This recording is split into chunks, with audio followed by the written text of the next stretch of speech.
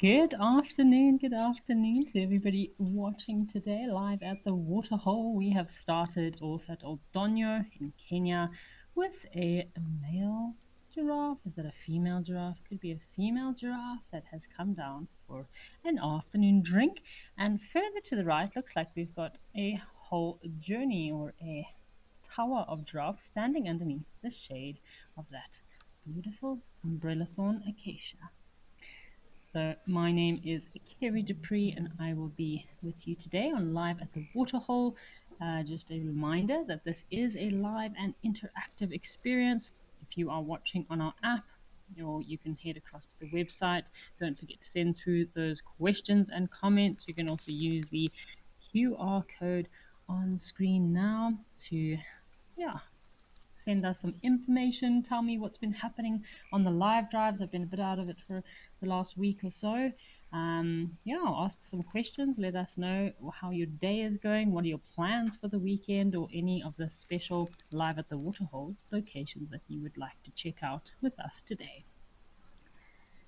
So we are also joined today on our directed side. We have Chulu, and on the tech team today we have Simba. So it is a nice sunny day in South Africa today. Also looks like a very nice hot and sunny day over in Kenya. And it's lovely to start off the day with some nice blue skies, beautiful white clouds, some impala, lots of giraffe, and I'm seeing something else further to the right there. It's also something, could be, I wonder if it's an oryx. Another antelope just underneath the tree on the far right hand side. Whoa, loads of oryx. Oh, loads of giraffe today. Oh yes, we do have an oryx. And of course the giraffe also coming down. So I wonder how many of these giraffe are all going to come down and drink together. The most giraffe I've seen at this watering hole was at least 5 or 6 giraffe that all came down to have a nice afternoon drink all together. Penelope Kenyon, welcome, welcome. Thank you for joining us today. I hope it's not too hot in KZN today. It is a bit warm in Johannesburg, obviously, with the rains. We've had a bit of a break of the rains the last couple of days, so humidity is skyrocketing. Very special to be here with you today, Penelope Kenyon. And how many giraffe are we going to get bending down all at the same time, having a good old drink? To me, it always feels like they're doing the downward dog or some sort of yoga pose, getting some good stretches in while they have a nice drink. It looks like we've got 2 females on the left and 3 females, and then of course there's 1 male that looks like he is testing to see whether this female is in season. Is she ready for breeding? Is she ready for mating? Is she ready to procreate and go through a very lengthy gestation period of 15 months in order to give birth to a young little baby giraffe? Mercedes Ben, welcome, welcome. Good to have you with us today. It is a lovely sunny day, and I hope that we'll get some good sightings on Live at the Waterhole today. It's been a bit difficult last month with all the rains. Some of the Live at the Waterhole sessions are a bit difficult when it's rainy and not much happening at the location. So lovely to see we've started off the show with a bang. And this male giraffe, he is surely very curious of these females. So they use what is called Flemin grimace. So what this male will do is he'll persistently follow these females, hoping to sniff out the female that is in season, that is an estrus, that's ready for mating. And from time to time, he'll even wait for her to urinate, and he'll actually test her urine. Not the most elegant way of making a pass on a female giraffe, but that's how it goes in the animal kingdom. Ari, thank you for joining us today. Ari from Netherlands. I hope that you are having a great time, Ari.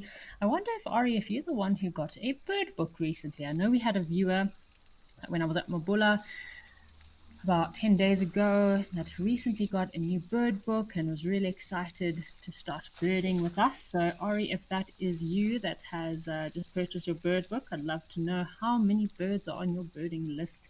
So, very exciting when you get into birding.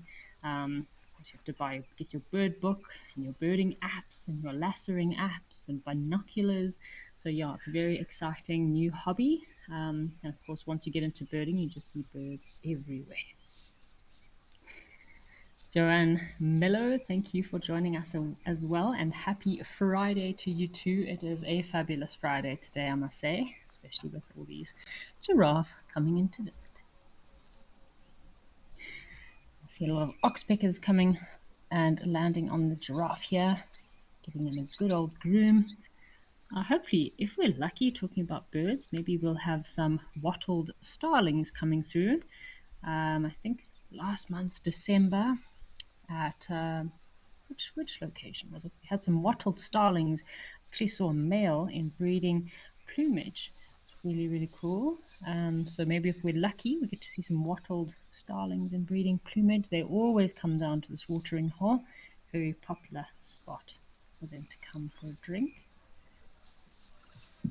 Love these spots of these giraffe. Each and every individual giraffe is very much unique in its spots and coloration. It's almost like humans and our fingerprints, their own DNA genetical makeup, and a perfect way to identify these different individuals because they are all different, all unique, and all special. So I'm counting. Let's do a giraffe counting. I've got 1, 2, 3, 4, 5. There was at least another 4 underneath the tree. We must have almost 10 giraffe all around this watering hole. On a hot summer's day like today, I wouldn't be surprised if they hang around and come for a drink every half an hour or so. Got some butterflies also that have come down to the watering hole today. What have we got here? I know there's a lot of monarch butterflies moving around, but these butterflies look like a new species to me. If we have any butterfly experts for Kenyan butterflies, I'd love help on an ID of these butterfly species here. Mabula, we also had a lot of butterflies just before BK and I left. Yeah, it was incredible. We had the white-veined butterflies that had all just had a bit of a migratory movement through the reserve. So for 2 days, it was these beautiful white-veined butterflies moving through. A lot of yellow pansies popping up, a few African monarchs. So yeah, I did get a few new butterfly species on my list. Don't know if we have any butterfly enthusiasts out there that are interested in butterflies. It's always important to appreciate the smaller things. I love bushwalks, so you get to find all the smaller creatures like butterflies and caterpillars, bugs and grubs, beetles, and all kinds of creeping, crawling creatures and critters. So, yeah, always good to look at the smaller things in life. Of course, mushrooms. Mushrooms can be quite addictive once you become a bit of a mushroom fanatic. Quite a good hobby. Everywhere you go, as long as there's a healthy ecosystem, you will have mushroom or fungi of some sort. It's part of it.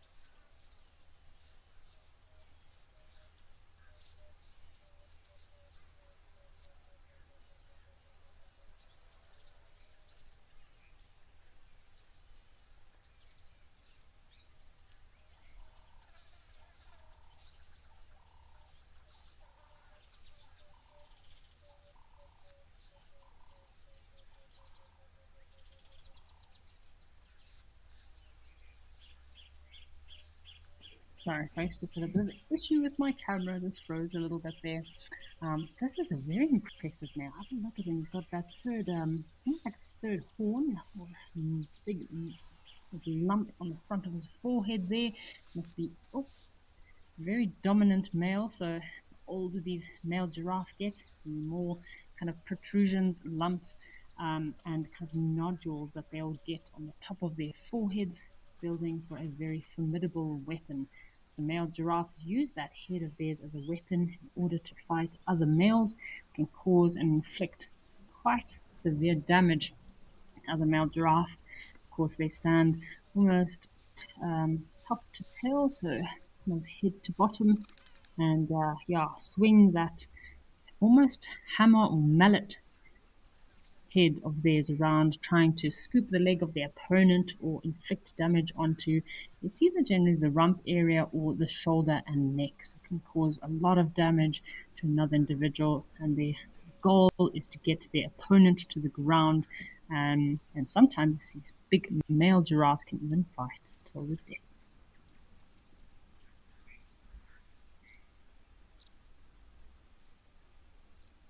Not generally a season that giraffe like to breed in particular.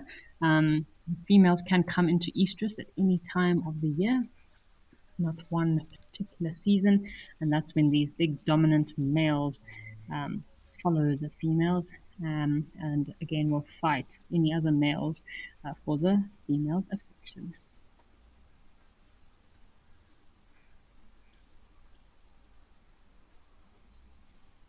Let's see, what other birds we have come down today? I know there's also some agamas. There's a Kenyan rainbow agama that sometimes hangs out in the kind of rocks and some of the fallen over trees in the foreground of this camera here. I'm not seeing any little agamas today, but we'll keep a lookout. Hopefully we have some birds come down. Those splendid starlings would be splendid to see.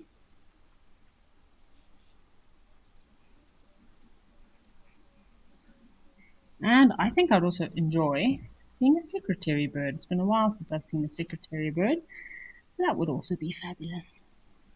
This terrain in El Doño, he has perfect terrain for those secretary birds for nesting. They love to nest in these umbrella thorn acacias. Nice, a canopy tree for them to make their nest on top. So this is a perfect example of some of these umbrella thorns that these secretary birds nest in. So both parents do help to raise the chicks.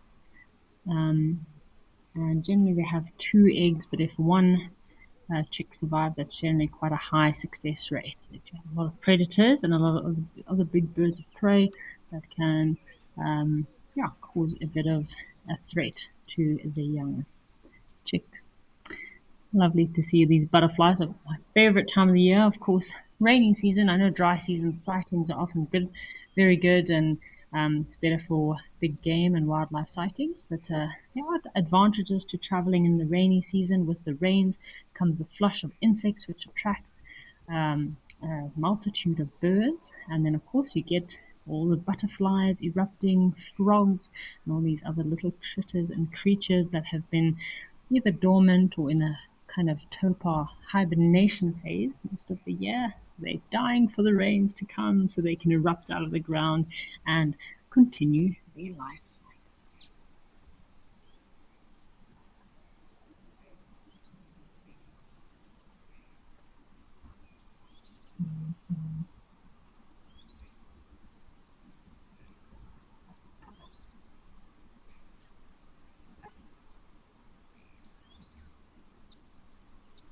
I want to have a better look to see what these butterflies are, but I'm not getting a very clear view of them.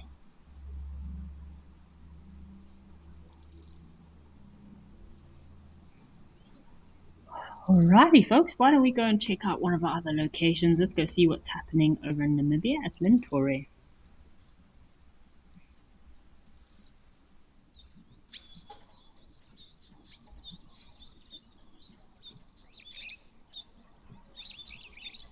When talking about birds and birding, Lentore has been a great location for some birds and birding.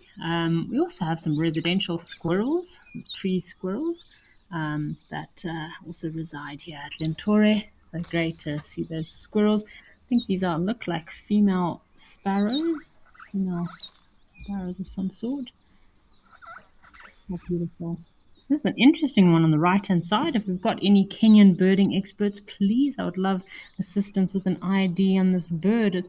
To me, it looks like it could be a cutthroat finch of some sort. Let's give a quick search, see what bird we have here. So we get a lot of smaller birds coming down to this watering hole during the day, which is lovely because obviously they feel safe. It's quite protected, quite a shady area, although some of the fire finches and waxbills that come down are still a little bit skeptical when coming down, and they'll go into there's a bit of a thick bush on the right hand side of the pan.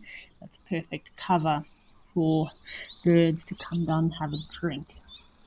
So I think I'm correct that finch we just saw just now that looked quite unusual. It looked like a female, either a juvenile male cutthroat finch, or it could have been a female cutthroat finch. So quite a cool species. I think that'll be a lifer species for some people. I haven't seen too many of those cutthroat finches around. So awesome to see a cutthroat finch. Now this looks like could be either the African finch, so we do have one of the fire finches, or African finches that often come here. So you get the male, that's normally a bit darker, and obviously the female that's males are generally more red, more brightly colored. The females are generally a little bit less colorful, a bit more drab brown with a little bit of a red.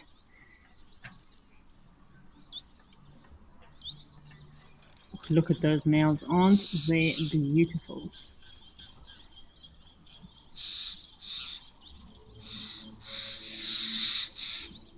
Kim, thank you for sending us your question here. So obviously we do get a lot of the sparrows, so common sparrows that recur at this watering hole. These cutthroat finches, that's a new one for me on Live at the Waterhole. So that's a new bird lifer for me. Very exciting. Oh, interesting little waxbill here. So little blue waxbills, or I think in Kenya they might be now referred to as cordon bleus. Very cool little birds that occur here. I've also seen the Lowries. There's also a Lowry species that does come down to the watering hole. Lots of starlings as well. Oh, there we go, folks. Cutthroat finch. The male, he's just arrived. So we saw the female earlier, and this is the male cutthroat finch. How epic is that? I haven't seen one of these guys in ages. So if you're a birder, and you don't have this bird, which I have never seen on Live at the Waterhole before, that's a pretty epic sighting. I know a few of our viewers are going to be excited to have that finch on today. I know a few Wild Earth viewers that keep a Wild Earth list, so that's definitely one for the list. And I'm trying to identify these other red finches. Could it be the African finch or the red-billed firefinch? So I think I'm going to go for the red-billed firefinch, because if you have a look-see, they do have a bit of a red tip on the end of the bill. The females also have the red tip at the bottom of the bill. So another bird lifer, female red-billed. Oh my goodness. Wow, this is quite overwhelming, I must say. Lots of birds, lots happening. It's obviously perfect time of the day for all these birds to start coming down for a bit of a drink. Wow. Isn't this incredible? It's like a little birder's paradise. Oh, and we got another. This looks like a black-headed, black-headed firefinch. Common waxbill. Wow, these birds are wow. I don't know, but if you're a birder, I'm sure you're going to be excited with me. So we've got a common waxbill here. So this is quite a few bird lifers. So we've got the red-billed firefinch, we've got the common waxbill, and every now and then the little cutthroat finch keeps popping in. That's also rather exciting. But isn't that African firefinch beautiful, the common waxbill? He's also probably a male, so the female's a lot more drab in color, a little bit more difficult to identify, but that's definitely very well-developed male waxbill there. How exciting! I hope everyone has their bird lists and are ticking off some birds because this is definitely a birder's paradise here this morning.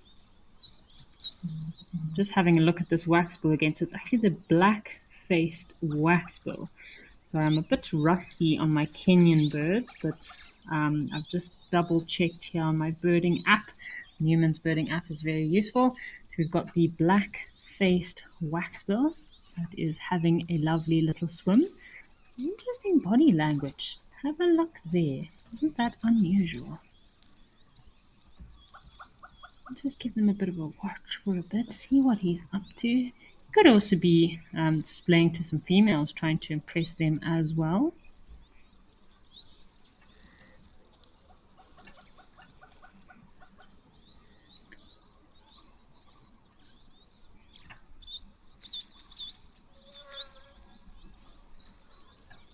So I've easily got 3 wild earth bird lifers right here in this little birding hotspot over in Lentori. How exciting. I hope some of our viewers are also getting some bird lifers here with me.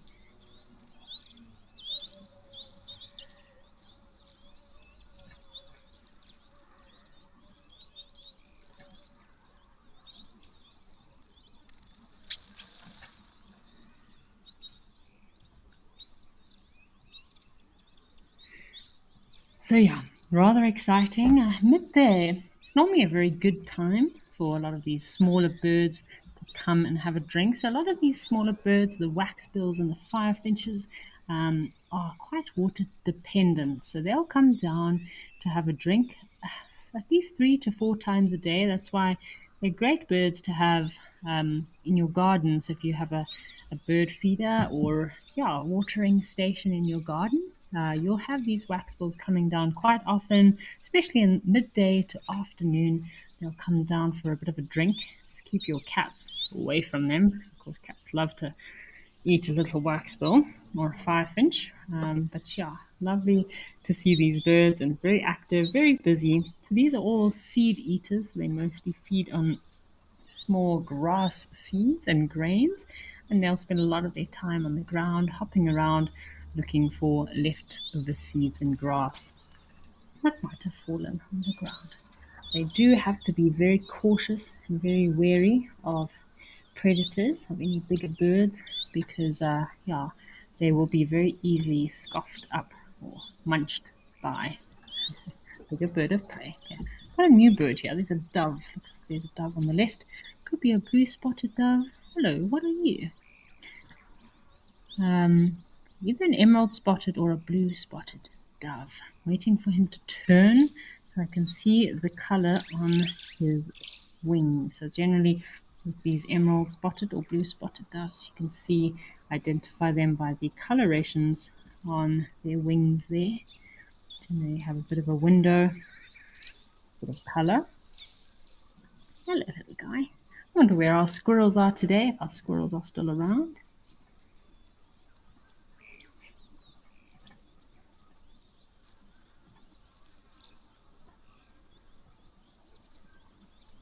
Lady Macbeth, thank you for your update on if you haven't seen it with your own eyes, it doesn't make it to your list. Yes, that is 100% correct. So for my, there we go, emerald spotted dove. For my wild earth birding list, obviously I can't upload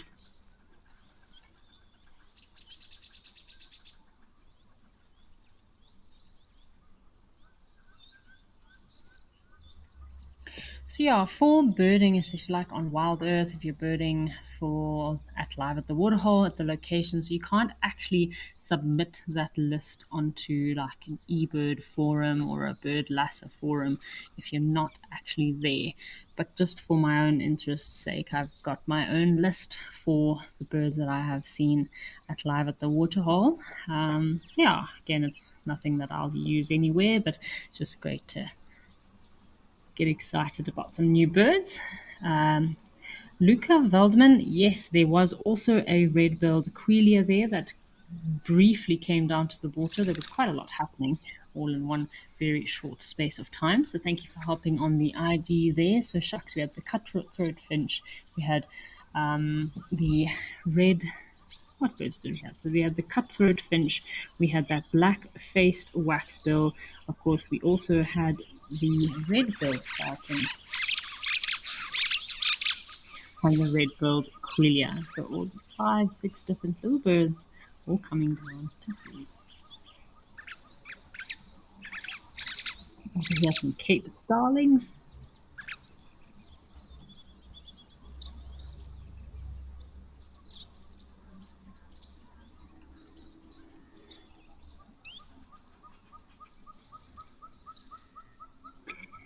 So another bird species that we've also got is this little blue-capped cordon bleu. It's like a kind of Kenya equivalent of the little blue waxbill. So yeah, it is a small finch, fairly well established within Kenya, and yeah, it does breed in specific areas. They generally like to breed in very thick areas, so in a tree, in buffalo thorn is perfect, nice thorny vegetation. They go and breed in there. And this is the female cutthroat finch on the left-hand side, folks. So maybe if we're lucky, if the female's around, that means that male will come and grace us with his presence again. He's a very beautiful specimen, the cutthroat finch. If I think about the last time I actually saw a cutthroat finch, probably 2 or 3 years ago. So yeah, very excited about a new bird lifer. Lucas, thank you so much for confirmation on that ID of the blue waxbill, the cordon bleu, blue-capped cordon bleu. So it does look a bit different to the blue wax because of the red bill. So I was just having a look on the Kenyan birds here, just freshening up, seeing which bird it could be. Oop, here we go. Here's our little male cutthroat finch and the female cutthroat finch. How exciting. So he really does look like he's maybe received a bit of an injury to his throat. Yeah, a bit of a nasty gash under his throat there, but it's actually just the color of his wing, of his feathers that are growing underneath his throat, and that's only during breeding season. So out of breeding season, he's almost exactly the same color as a female, but during the breeding season, of course, they change colors of the feathers in order to attract the females. Catherine, welcome, welcome. It's great to see you on the show today, and great to have some incredible birds out and about. It's an awesome day. I'm really excited about some new bird lifers. Maybe our squirrel will come down. That'll be pretty epic, I must say. What else is here?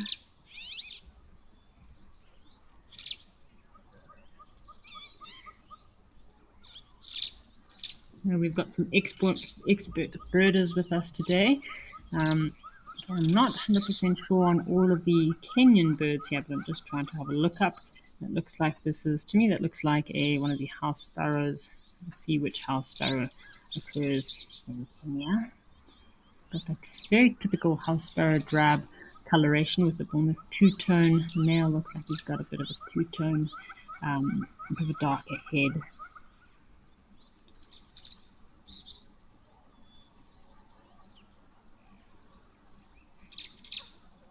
Could be the southern grey-headed sparrow. That looks about correct. Got a black bill, brown on its wing coverts, grey underbelly.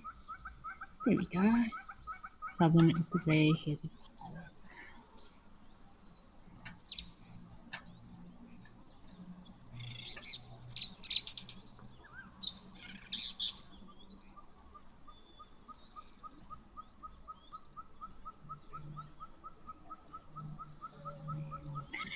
What else do we have at the watering hole today? Shucks, that was a lot of excitement. I hope our little squirrel friend will come down to visit.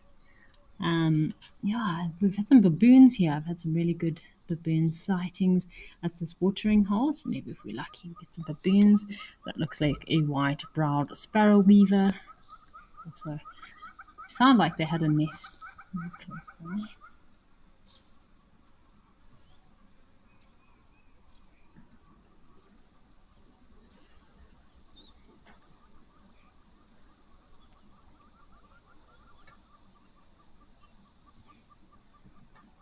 Lily Mouse, I know you. Oh, yeah, that is a good way to remember the name of the cutthroat finch, is red bow tie finch. It is quite a cute name. Yeah, every time I see him, it's very alarming, that color, or kind of, yeah, very bright, definitely catches your eye.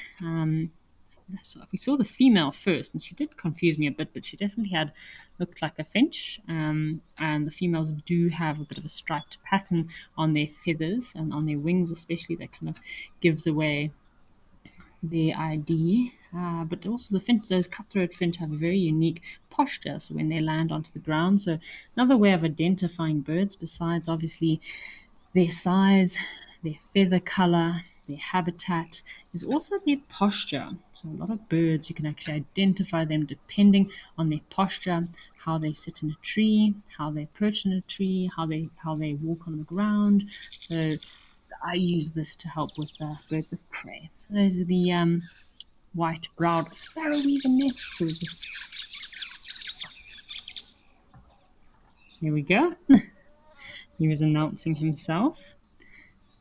The white-browed sparrowweavers make quite scruffy, they almost just look like balls of hay, of grass.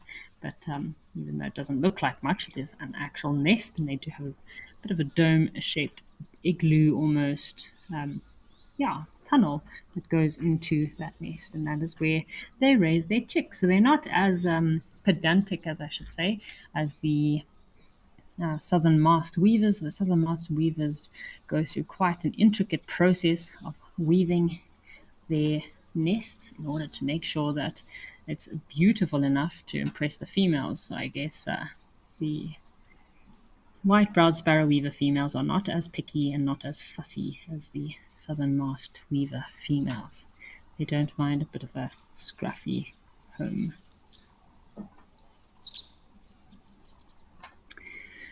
Just having a scan in all the trees to see if there's any other birds out there.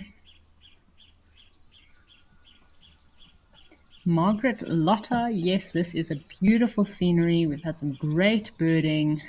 Shucks, like 5 really epic birds, really close. Awesome to see all these tiny little finches. And yeah, I wonder what else is out there. I always imagine that a caracal is a perfect place for a caracal to drink. Oh, it looks like we might have a terrapin. Oh, we did have a question earlier about what kind of birds occur at this pan. There was also a pair of hammerkop that used to hang out at this pan. We caught them in a mating display last month. That was pretty exciting to hear them mating, displaying to one another. Just having a look in the trees there. We were talking about methods of identifying birds of prey. Birds of prey can be a bit of a tricky one, but that posture in a lot of birds can definitely be a giveaway sign. Posture and also their behaviors and mannerisms. So the little finches, it's always very characteristic with the finches, the waxbills, and of a little bouncing, hopping kind of method of feeding. So that can often help to give away the identification. Obviously, the food and habitat can also be a very good giveaway as well.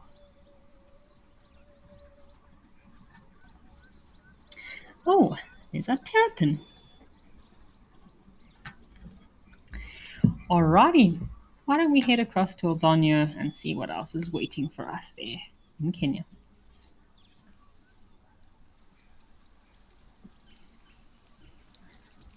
I guess we all know what that trunk belongs to. Got a nice big elephant.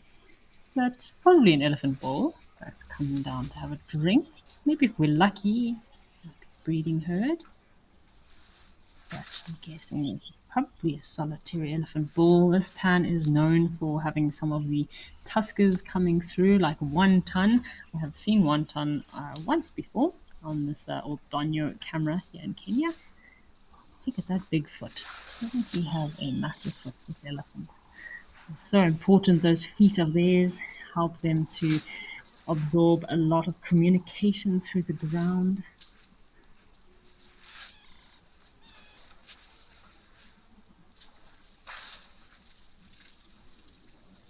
Oh, we've got another elephant here. how he's using his trunk in order to scoop up that mud. So it must be a very hot day. These elephants go through quite a lot of enduring of the heat out in those very hot summer days. So when they come down to a watering hole, sometimes the first thing they want to do is just cool their body down by scooping up some nice, fresh, cold mud and throwing it behind their ears. So that's a very good way to cool their bodies down quickly, is by wetting the backs of their ears in order to cool down all of those blood vessels that are circulating the blood throughout their body. I think this elephant needs a bit of a pedicure, though, I must say. Those nails don't look like they've had much attention in quite some time.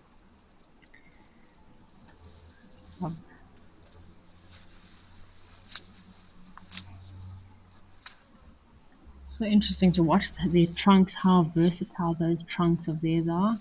It's very dexterous.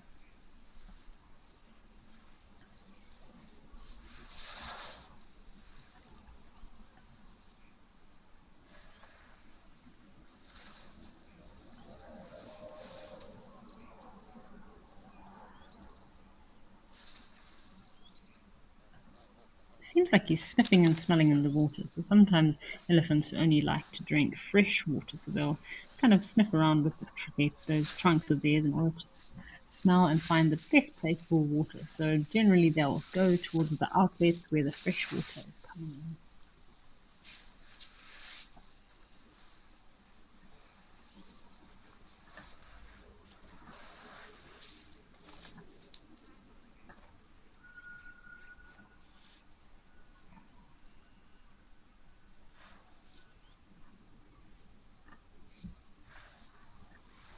Victoria, I must agree with you there. It is really fascinating to watch these elephants' trunk closer up, or very close up, and see how dexterous they are. So, I mean, that trunk is very powerful, but yet they can pick up very small things from the ground. So, it's a very ideal tool that these elephants need in order to feed the way that they do.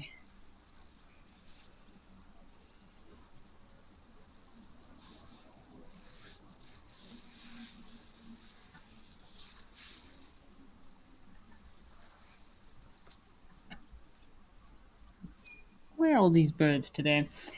Aldonio seems to be a little bit hot. So if you see the difference between this watering hole here in Aldonio compared to the watering hole in Ventore, there's not much shade around this watering hole. So I'd probably a little bit more rare to see your smaller birds and finches coming down to this watering hole, because they're very exposed to the elements. They're very exposed to being killed by bigger birds of prey.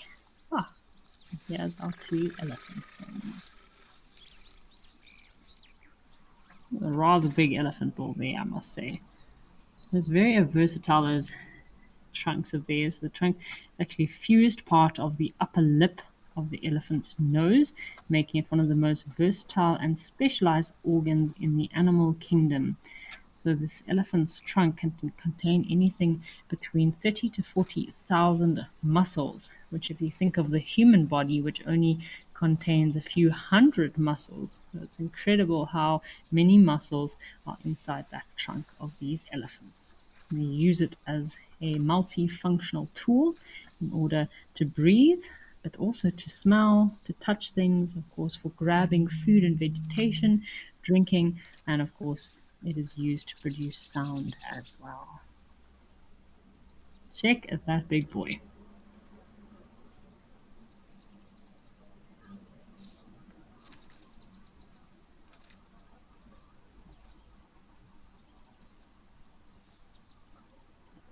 Oh, he looks like he's missing a tusk on the right-hand side.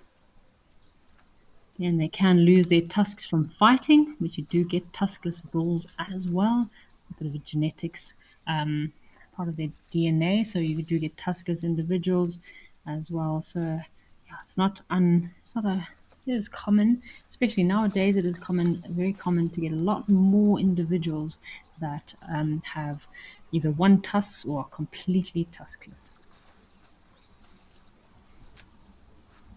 So it looks like quite a bit of an older bull on the background there, and then it's like a younger bull. So these young bulls will join up with the older bulls in order to learn the lay of the land and companionship. He's giving a bit of a sniff. He had some water in his trunk, but he obviously wanted to smell something in the air, so he needed to quickly get rid of that water somehow.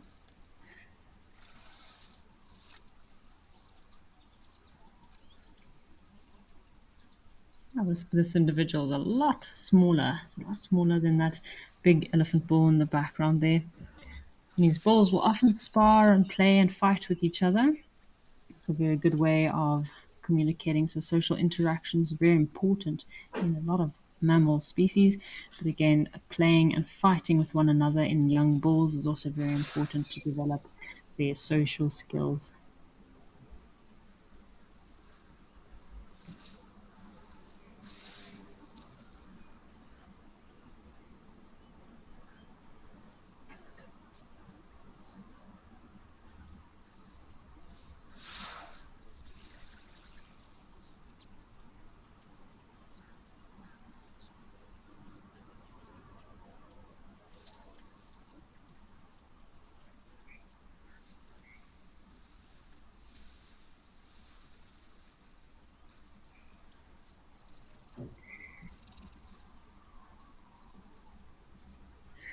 The intelligence of these creatures is incredible. So these elephants are known for being remarkably intelligent creatures and capable of, yeah, doing quite a lot of interesting things. So they have a very incredible memory. So they have a very good memory over very long distances. They've known to have a memory of an elephant. It's quite a compliment. So they're comparable in their intelligence to that of primates and dolphins. So they're part of one of the most intelligent family groups on the world in the earth. So the animal kingdom, should I say. So elephants, dolphins, and primates are known to be some of the most intelligent creatures on earth, as well as humans. I know the other day on somewhere in Kruger National Park, on the Kruger sightings group, there was an elephant cow with a terribly ragged and torn ear. Shame, she looked like quite an old girl as well. But yeah, that does happen. Can break and tear their ears from fighting. They're also moving through vegetation. A lot of these trees and acacias are quite nasty. So yeah, they do get very interesting and unique cuts and crevices, and can even get completely damaged ears. So for the cartilage to be damaged like that, it must be quite a substantial injury.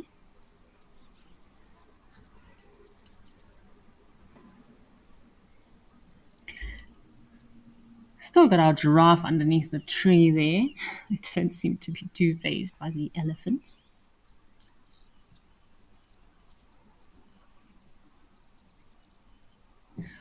Alrighty, well, why don't we go and check out one of our other locations, see what is happening at Founders Lodge.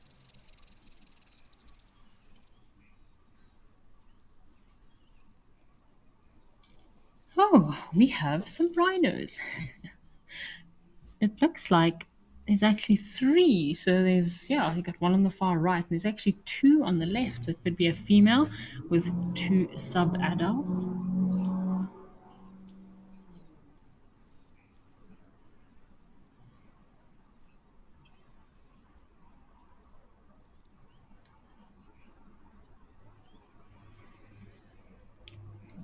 So the Eastern Cape is perfect habitat for these white rhinos to occur. Nice big open grassland plains. I would hate to know what a black rhino would feel like if he got dropped in the middle of the Eastern Cape. So that's why different species have different habitats and different environments in order to suit their diet and habitat preference. So yeah, it's not the ideal habitat for black rhino. I think black rhino would probably not do so well in the Eastern Cape. Not enough thick vegetation for them to hide, and of course not enough food for them to feed on. So perfect habitat here for these white rhinos. They look like very strange creatures. Look at those ears. He seems to be very alert, very aware. So you'll see as they're lying, having having an afternoon rest. Those ears will still be moving. They'll still be listening around to see what's happening around them. They're very lucky that they don't have too many natural predators besides humans, although I know there have been stories of lions taking baby rhinos. That does happen. And of course, elephants, another large mammal that if they get into a bit of a fight with a rhino, the rhino could come off second best. No, in Namibia, there's a few of those very grumpy black rhinos there that get into fights with elephants. And yeah, it doesn't always end too well. It's the second largest mammal on Earth, these rhinos. So they can weigh, white rhinos can weigh anything between 2,000 to 2,300 kilograms or 5,000 pounds. Check out this little oxpecker. So this would be a perfect photo opportune moment if you were sitting at this pan right now to just have your camera, get some nice close-up shots of those ears, that rhino eye there. I can see the photo already. Or like a close-up face shot, or just a shot of a rhino ear with an oxpecker hanging out, a red-billed oxpecker. Oh goodness. You can see he's getting a free ear cleaning. Probably the bigger female or cow rhino there. You can see how those oxpeckers can be quite a nuisance, getting into all the little cracks and crevices to help remove any parasites.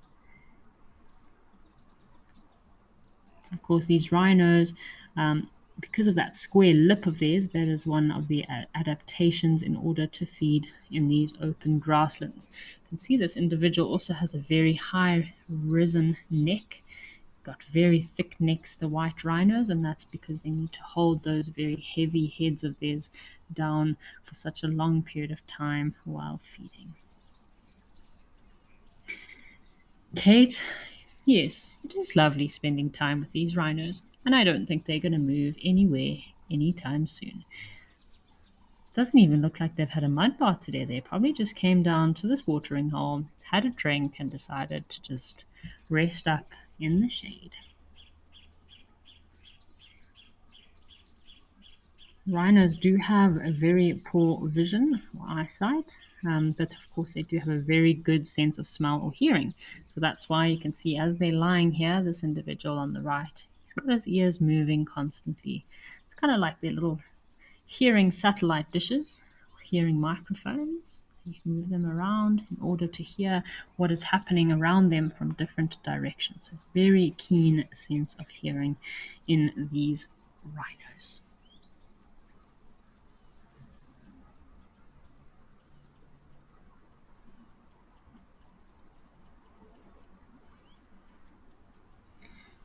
Yaku, thank you for your question. And that is a very good question about rhinos and how would they defend themselves without the horns.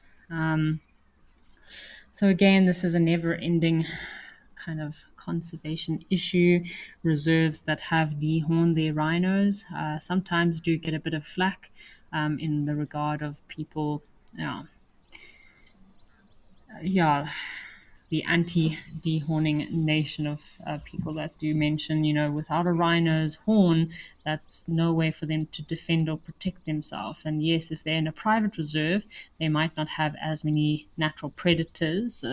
Like we mentioned, lions are a predator of rhinos, but it's not just defending against predators, it's also defending themselves against each other. So a big male, if he gets into a fight with a young male and neither of them have horns, or the big male has horns and the youngster doesn't, it can be quite a serious disadvantage to these rhinos. So again, it's kind of a sensitive topic, because if you don't dehorn them and the rhinos get poached, it's an issue. And the kind of message that might go out is that maybe that particular reserve didn't do enough to protect these rhinos. But if you do dehorn the rhinos, then the feedback might be that but the rhinos cannot protect themselves, because you can see this sharp little horn here, very good little weapon for this young rhino to protect himself. So without that horn and just a flat face, they don't have much way to protect themselves, not just from predators, but from each other. So It's kind of a catch-22 situation. That's why some reserves might dehorn, some reserves might not dehorn. But kind of the harsh reality of it is that with the horn on, that animal is most likely going to be targeted. Although rhinos still get poached even if they do not have a horn, and what the kind of assailants will do. Shame this poor rhino is getting a whole red-billed oxpecker in his ear. Oh, look at that.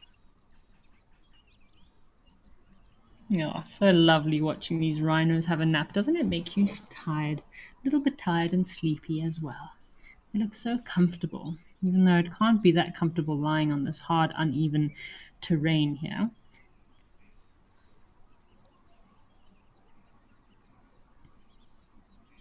So Penelope Kenyon, yes, it is quite prominent, those vertebral knobs of theirs on their shoulders.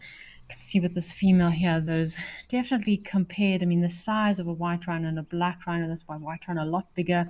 They grazers, they don't move around as much as black rhino, but that neck, that bulk and that sheer force of that neck of theirs in order to hold up their head and feed in open areas like that is quite massive. So they do need to have very strong necks in order to feed for such long periods of time. But yeah, there's quite pronounced vertebral knobs there on this individual on the right. Maybe he needs to go for a bit of physio as well. So it could just be a sign of a young male, a young bull, and he just needs to grow into himself a bit. Oh, we have some Egyptian geese as well that have come to say hello.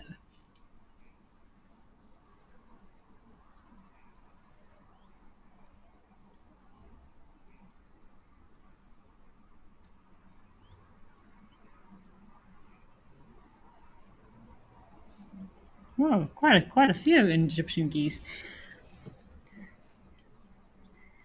Could be some youngsters. I know a lot of the goslings are probably almost adults right now, so it looks like there are a few sub-adults there. So lovely to see a very healthy population of Egyptian geese here in the Eastern Cape.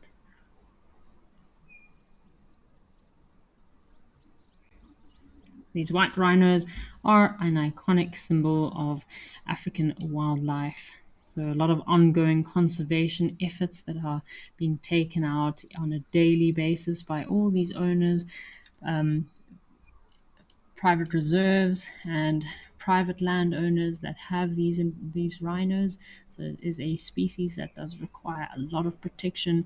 And yeah, my hat always goes off to all these very dedicated people that spend tireless days, nights, months, and years in order to, one, reintroduce these rhinos into new areas, and two, it's a constant job to look after these rhinos as well. A lot of reserves have to be intense protection zones for rhinos. So in most reserves where rhinos do occur, it needs to be a fenced area with very high voltage electricity, which costs a lot of money. Again, you'll have your anti-poaching units that are working 24 hours a day, patrolling, watching these individuals, the dehorning operations, the collaring operations. It's not something that comes at a cheap price. So yeah, big thank you and a big moment of appreciation for all the hardworking souls out there that take care of these incredible creatures for us.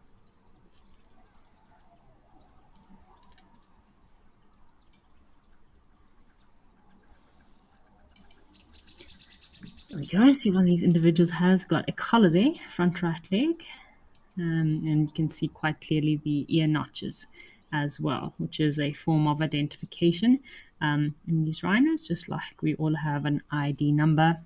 So do these rhinos.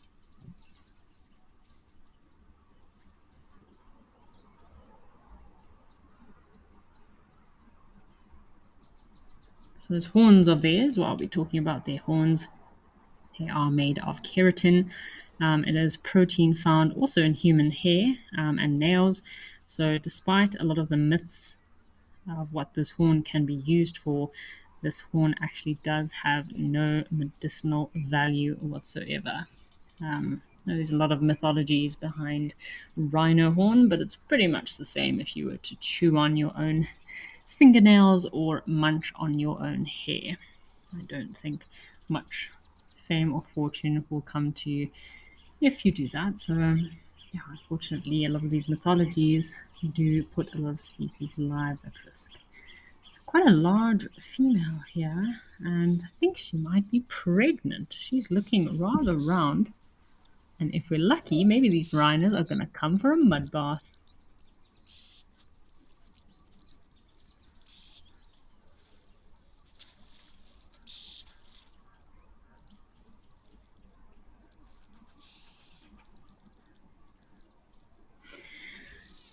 So Johan, thank you for your comment here. So Johan is saying, what if they replace the horns with a composite material? So I do know of, I think it's in South Africa actually. There was a practice that took place, say 5 or 6 years ago, where some private reserves or landowners that had rhinos would actually dye the rhino horn with a chemical that made the horn completely almost made it toxic if someone was to consume the horn, although it had no negative effects to the animal itself. But it did look kind of strange, these rhinos roaming around with bright pink horns. And again, it didn't really help.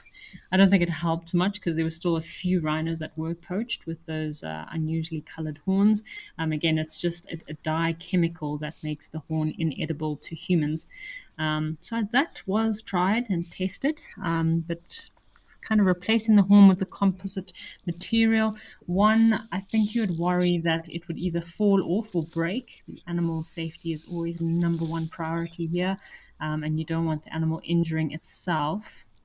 If that composite material, or if you made maybe a mold of a horn and place that onto the front of their faces, obviously they spend a lot of time in the mud, a lot of time rubbing those faces of theirs, so I'm sure they would very quickly and easily get remove any kind of horn or some structure if you did place that onto their horns. It'd be quite difficult to find something that was safe for the animal to kind of give them a replica horn.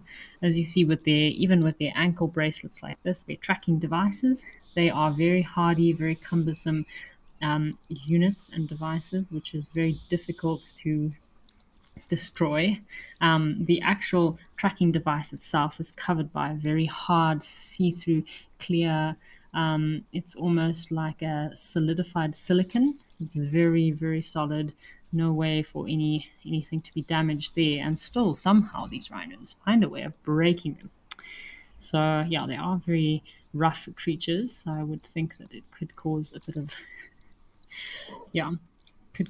an issue.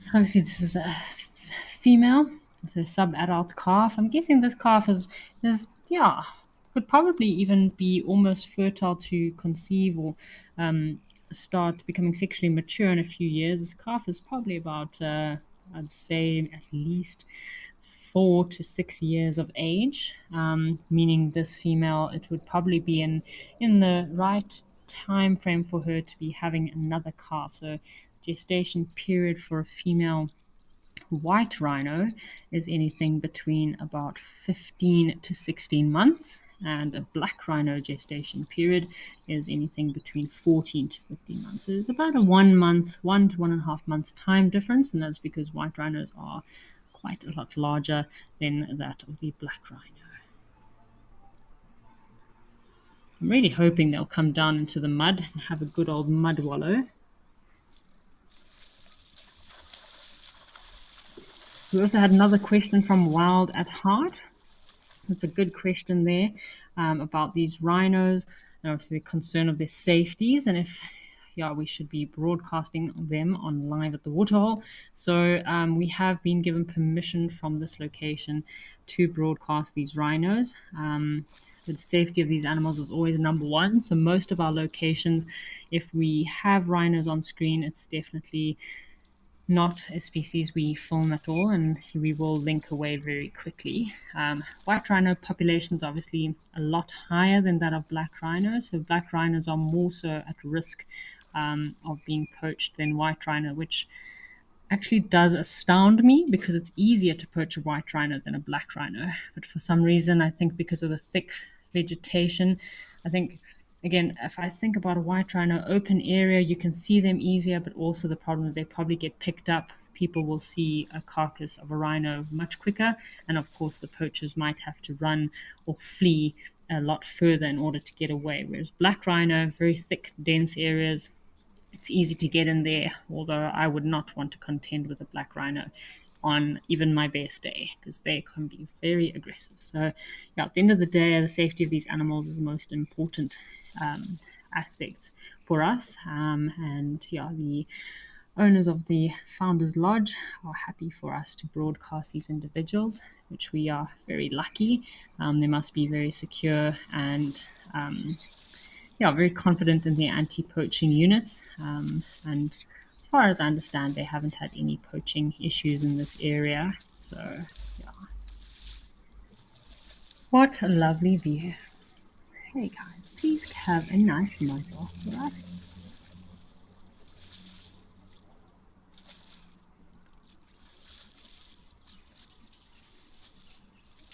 Shame. Sometimes when the female rhinos or even any pregnant female animals like rhinos, elephants are very pregnant. It can be quite uncomfortable for them during this time. At Mabula last week, I saw two pregnant banded mongoose, and oh my gosh, shame! These things looked so uncomfortable.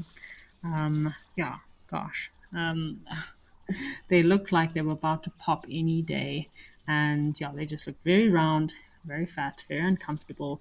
They couldn't even walk properly. So yeah, I wonder if this female is feeling uncomfortable as well.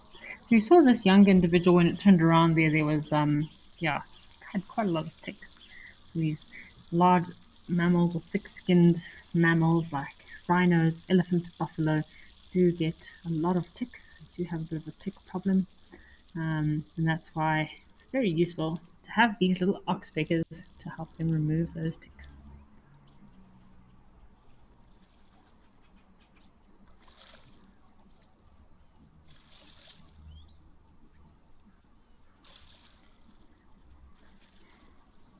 So, Brandy, yes, animals in the wild do have complications while giving birth. I've actually seen baboons with, unfortunately, a dead fetus hanging out of her uterus. So, it does happen from time to time.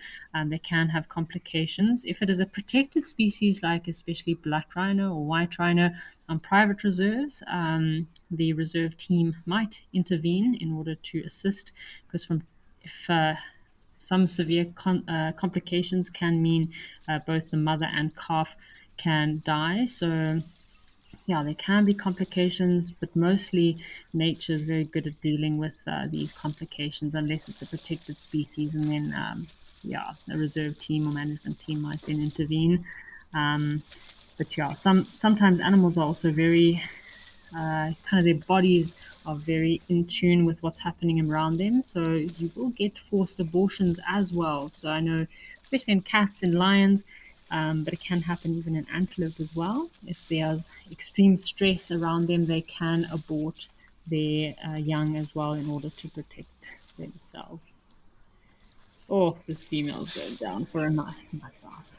Well, I think this is a perfect moment to enjoy watching these rhinos have a good mud bath, listen to the sounds that they make. Maybe we'll hear some grunting and groaning sounds as well. So let's enjoy this quiet moment, shall we, folks?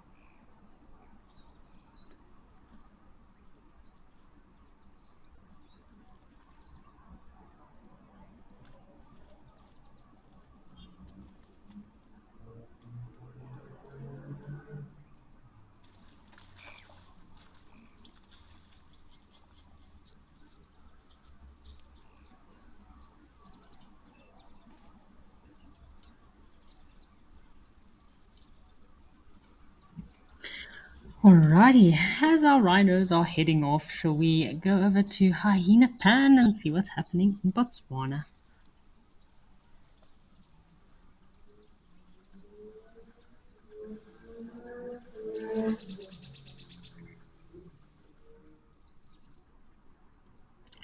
Goodness gracious me, have a look at this. Check how much water there is at Hyena Pan at the moment. Isn't that crazy?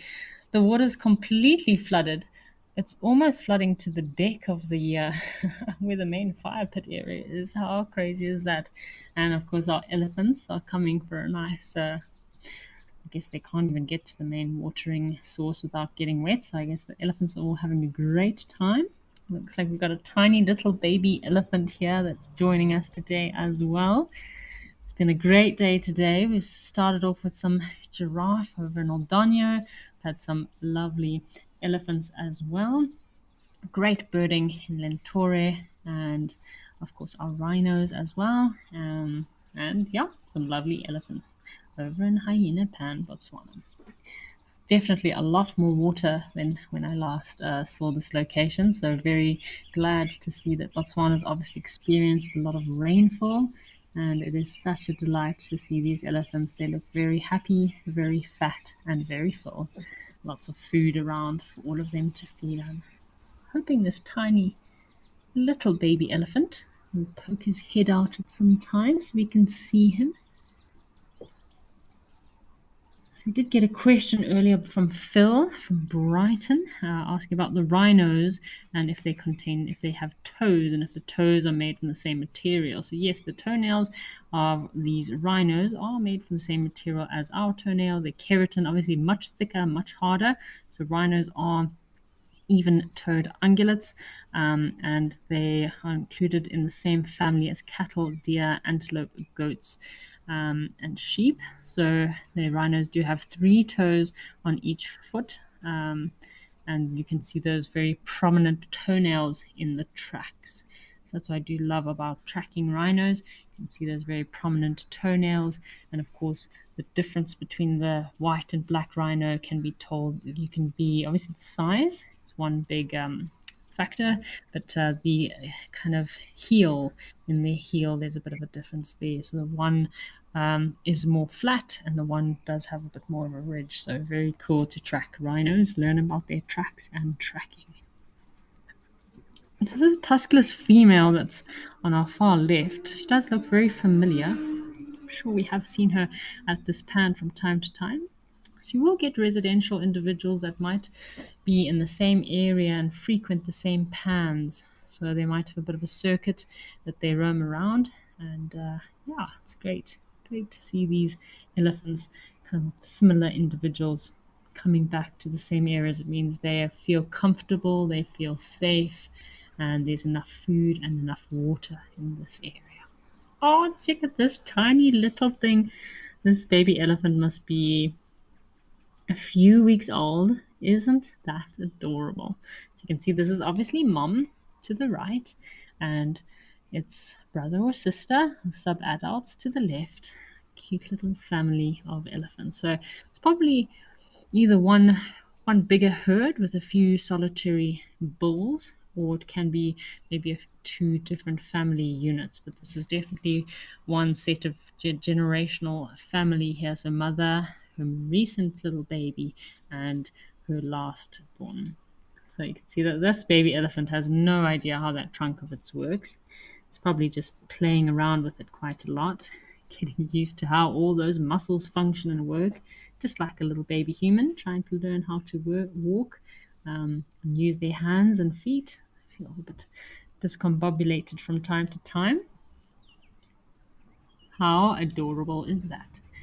These little baby elephants need to be careful of the lions, and especially when crossing watery pans like this. I mean, I don't think Hyena Pan has any crocodiles, but bigger bodies of water crocodiles definitely take advantage of a baby elephant on its own. So, what a cute little elephant. Oh, and we have an elephant pool party about to take place. Look at this. I hope more of them will go in and swim as well. Crazy. I can't believe the water here at Hyena Pan. I hope that the rims have not flooded, because the rims are just off to the right hand side.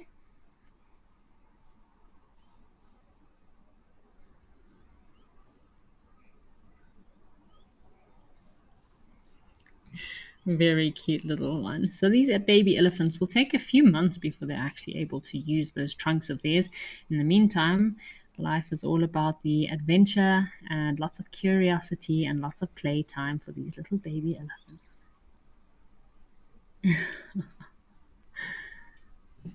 There's been a few pink elephants seen in Kruger lately, and when I say pink elephants, just lighter. Their skin generally around their faces a lot lighter in color, around the eyes too. One of our viewers mentioned in Kruger a few days ago, saw one individual with blue eyes. Fortunately, the eyes were closed a lot of the time, so yeah, with those light colored eyes, it's all pigment, all about the melanin and genetics.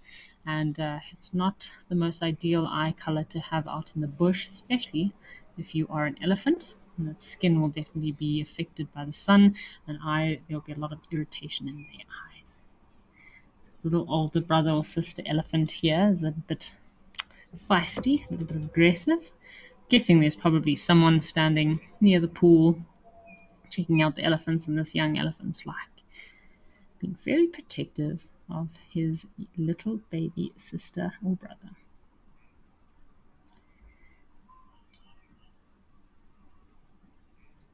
See these trees, all these mapani trees here that are very much used by the elephants as rubbing posts after having a good swim. Oh, they've had a bit of a whiff of something. They're not too happy.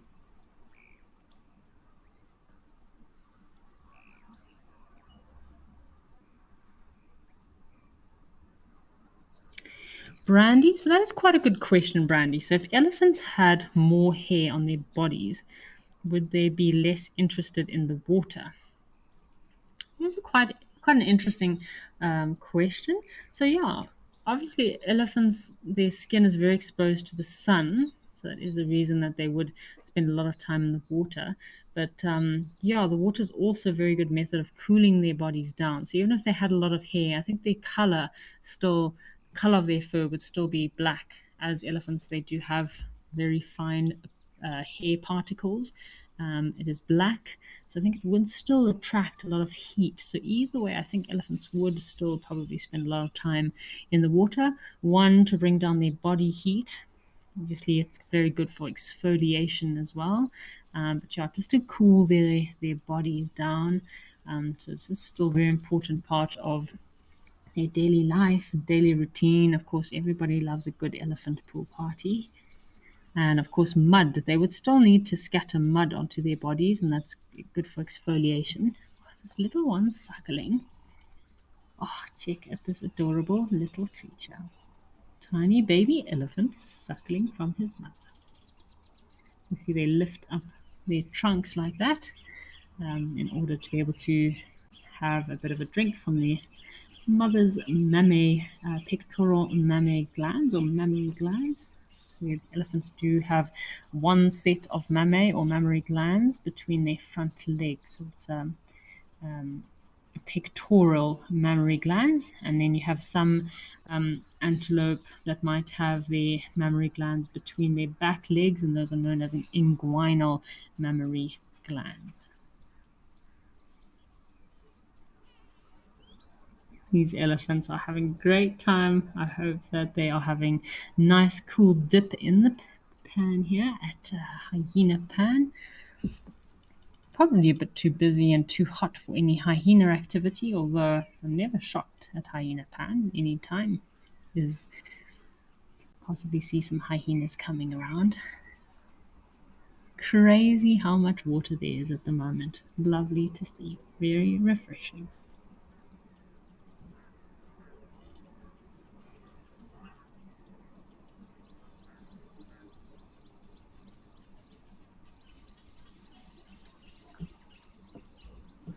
Shame, this young elephant has a missing tail on the right hand side. So this individual here often tails can get broken off, sometimes while panicking and running through vegetation can get some quite substantial injuries. It can get broken off like that. But what happens is a lot of the times when these elephants are young, if there's a pride of lions that try to take down a young elephant, they can also uh, rip off the tails, same as with hyenas. I know hyenas can be a bit of a problem with baby elephants too. If you have a big clan of hyenas and maybe a female elephant on her own, they might take a chance to try and separate the young one from their mother. And the tail is sometimes the first thing that goes, unfortunately.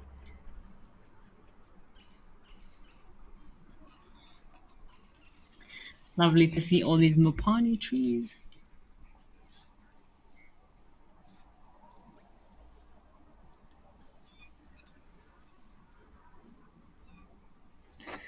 Some mopani trees are all in full leaf, which is great to see. I love the beginning of the rainy season when all these mopani trees have their bright green leaves. Oh, check out this little guy. He's got like a half wet face. Obviously, at this age, his trunk is not able to help him drink. So when he wants to drink, they have to dunk their whole face into the water to drink. So very cute. So these mopani trees, lovely to see them, nice and green. Elephants will feed on mopani leaves from time to time, but they're very high in tannins and don't have the best taste. So generally, fresh green leaves will be eaten by elephants, and the bark will often be stripped by elephants as well. So unfortunately, not many of these mopani trees will actually make it to a full height because a lot of them have been modified and manipulated by elephants while feeding.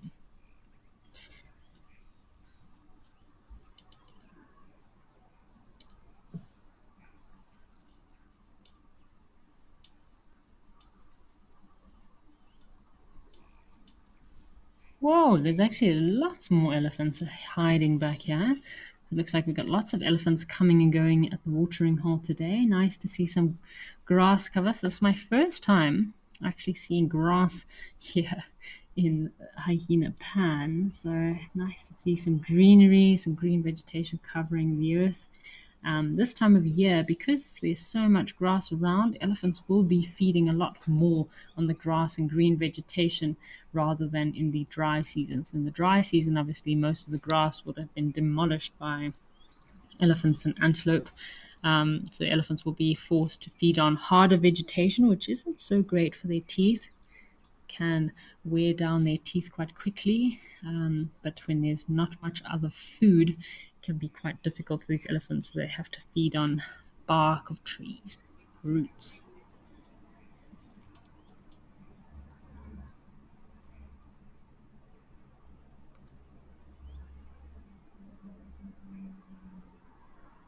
Food definitely is not a problem for these elephants at this time of year. They really must be rather delighted they don't have to walk for such far distances to get food.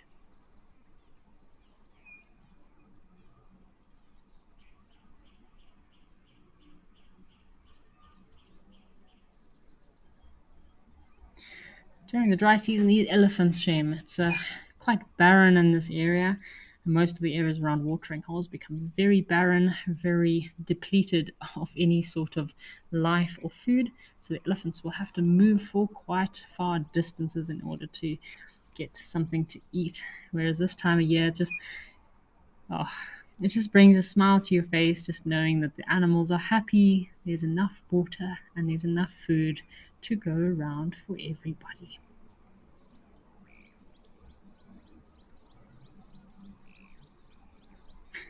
This is a young bull that's being a bit feisty, I must say. There's more than enough water to share to go around for all of them. But yeah, a young bull challenging this older cow. Um, yeah, shame. She has been here drinking, but maybe she wanted to come back for a last moment drink. Yeah, these young bulls can be, they can be a little bit unreasonable. There's lots of testosterone running through their bodies. They're not always too sure on how to deal with themselves, kind of like young teenagers. I'm sure we've all been through those phases of being a young teenager, full of testosterone, full of hormones, not too sure how to deal with all those hormones. Hopefully this big bull will come and put this youngster in his place. How delightful to see so much greenery. Just brings such a smile to your face.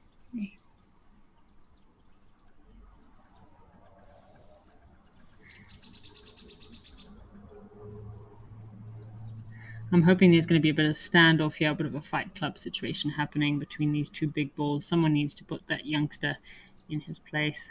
He's a bit feisty.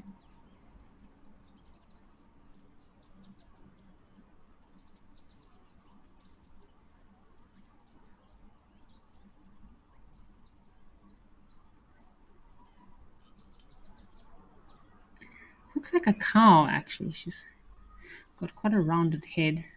And yep, this is definitely a cow. And yeah, she's teaching this youngster a bit of a lesson. As you can see with the difference between the male and female elephants. So the females, their stomachs and back, so they have a bit more of a kind of curved and arched back, similar in zebra, very round and distended stomachs. Although I've seen big males or big bulls with extended stomachs too, but that head, that forehead is always a bit of a giveaway. Generally, forehead of a female is a bit more kind of rounded but pointy at the tip here, whereas bulls are very flat in their foreheads. So yeah, you can see this big bull's coming. A lot of dominance happens between these individuals when they're coming down to watering holes, a lot of communication, a lot of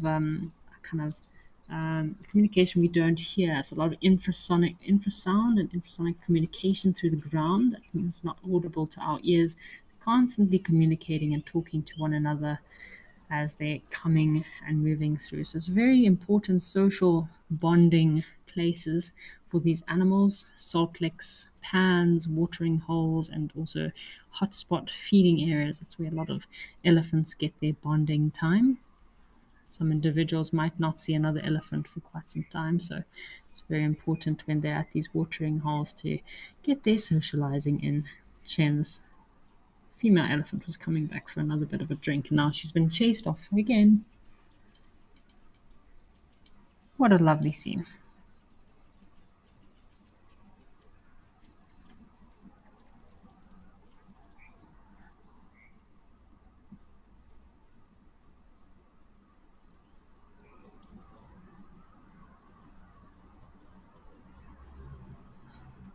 Lovely photo of this landscape here. We've got the pan and some nice clouds, blue sky in the background with some elephants.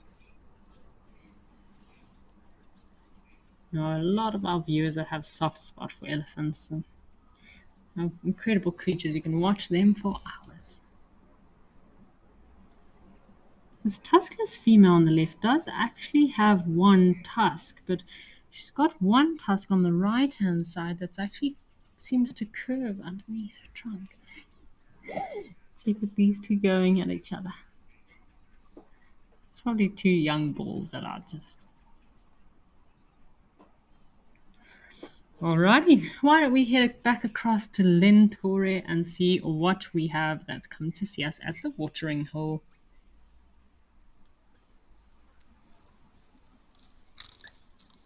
Oh, lovely. We have some baboons that have come to visit and an impala.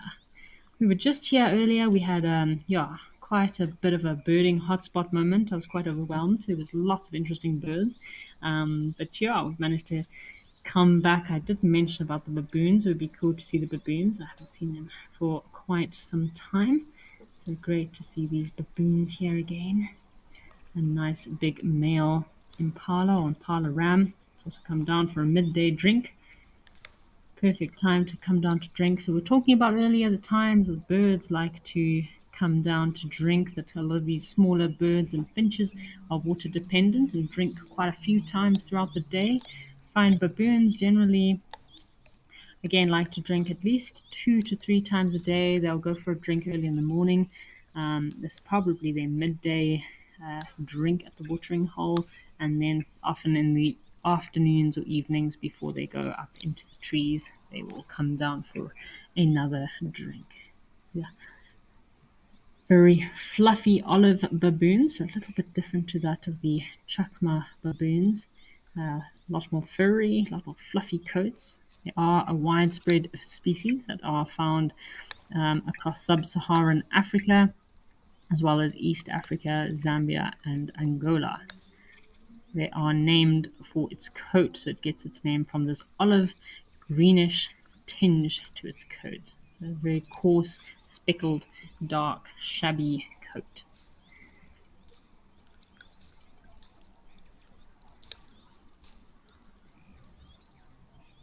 Here's some chewing. I'm guessing they're probably up in that tree chewing away at something. They are omnivores, baboons, so they do feed on anything from fruits, roots, shoots, plants, flowers, all the way to this time of the year. Unfortunately, a lot of big male baboons, a lot of big baboon dogs will also take down baby impala lambs. Yeah, bit of a harsh reality of wildlife. It's probably a big troop, big family group, so you can get anything from about 20 to 30, 40 individuals all in one troop of baboons. And some troops can even reach up to 150 individuals if the environment, if the food and water in the area allows.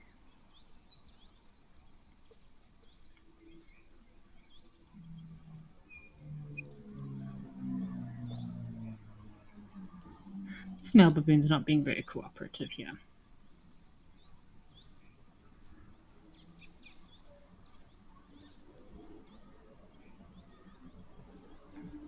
Hoping we'll get some young baby baboons that kind of come down to the watering hole as well.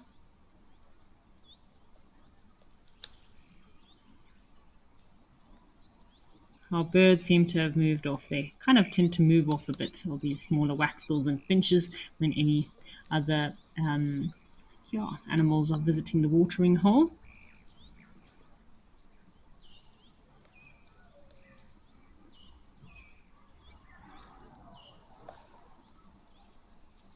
Got a good question here from XN Bear from the UK. I believe you guys are having terrible winds in the UK, up to 50 miles per hour and more. So, yeah, it's quite a hectic gale forced wind. And yes, so in Africa, we do get very strong winds as well, anything between 6 to 15 kilometers per hour or 4 to 6 knots. So, generally, in most areas in Africa, we do experience light breeze. Kind of leaves a bit of a rustle and bustle in the trees. But this time of year, obviously, we've had a cyclone recently that just hit Madagascar, Mozambique, Zimbabwe, and it did push a lot of very heavy winds here in South Africa. I know a lot of car alarms went off, a lot of houses were damaged as well by trees falling over. So, yeah, a lot of strong winds in northern and central southern Africa that have come through from the coastal regions. So during this time, we've experienced winds of 20 to 30 kilometers an hour, and it can cause quite a lot of damage. And these poor baboons up in those trees, I hope that they have picked a strong tree, because if you do not pick a solid tree during winds like this and your roosting tree falls over, that's gonna leave some grumpy baboons. I must say this baboon looks like she is having I don't know, one of those Fridays. Her hairdo is looking a bit frizzy and frazzled. And Joan Miller, I also love these baboons. They are rather entertaining, very fluffy. Watching the babies playing, you can watch them for hours on end. Baboons are always a good saving grace for us guides. When you're out there on a game drive, you're not seeing too much. Birds are not really happening. You can always find a troop of baboons that can keep you entertained for hours. So a lot of these females look like they're in estrus, a really distended, large, brightly colored vulvas. And that's to attract the males in order to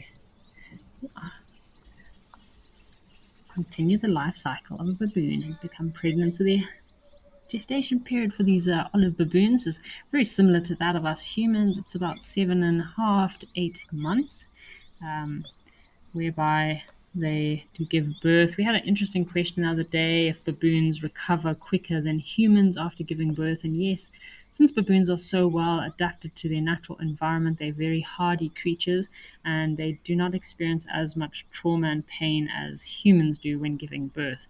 I'm sure in one female baboon's lifespan, she does give birth to quite a number of offspring. So, yeah, they are specially designed in order to handle this, rebirthing and life living process. This male baboon giving this female a groom. So it's quite interesting to see a big male baboon like this actually grooming the female, because often you'll see female baboons grooming the males or young sub-adult baboons grooming the males, and it's kind of a form of social bonding as well as trying to win favor with more hierarchical males within a group. Oh. Someone just got a bit of a yelling at there. Wouldn't it be interesting in humans? I'm not sure if it works the same in humans. If, grooming process in humans bonds individuals. Definitely a good way to gain favor with other individuals in the primate species.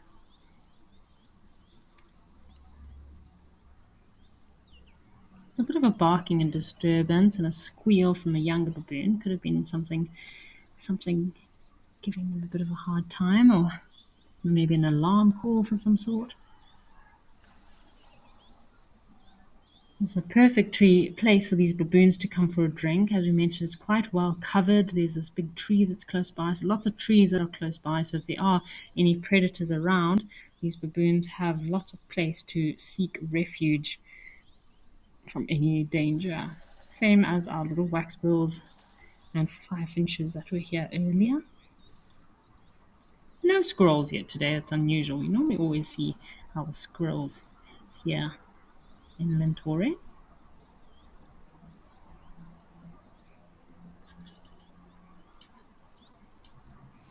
Oh, what have we got having a bath? Oh, here's our hummerkop.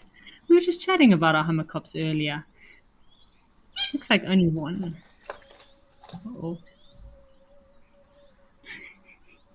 It's probably having a bit of a territorial spat against his reflection in the mirror there. There's a lot of birds that are territorial. If they see their reflections in a mirror, can make them get quite aggressive. Yeah, but lovely to see that our hummerkop is still around.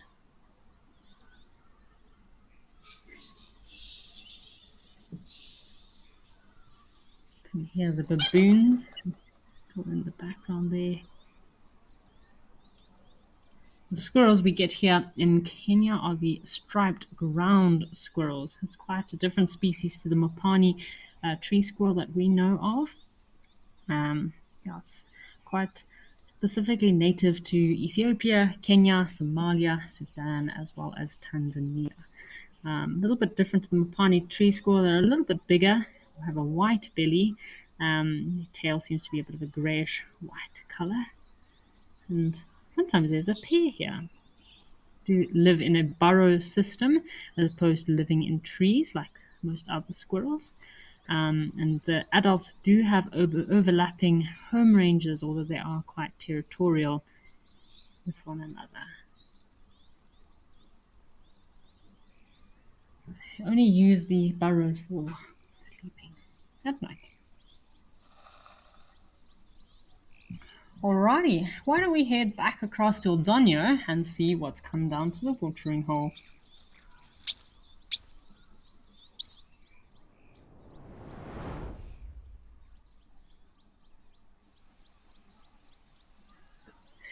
Looks like we've got some more elephant activity over here in Eldonio. So we had 2 big elephant bulls earlier. The weather looks like it has changed a little bit since the beginning of the show. It's getting a little bit darker, maybe a bit of weather's brewing in Eldonio for some rains. wonder if our giraffe are all still standing under the tree. We had maybe 9, 10 giraffe at the beginning of the show that were all huddled underneath a shady acacia tree.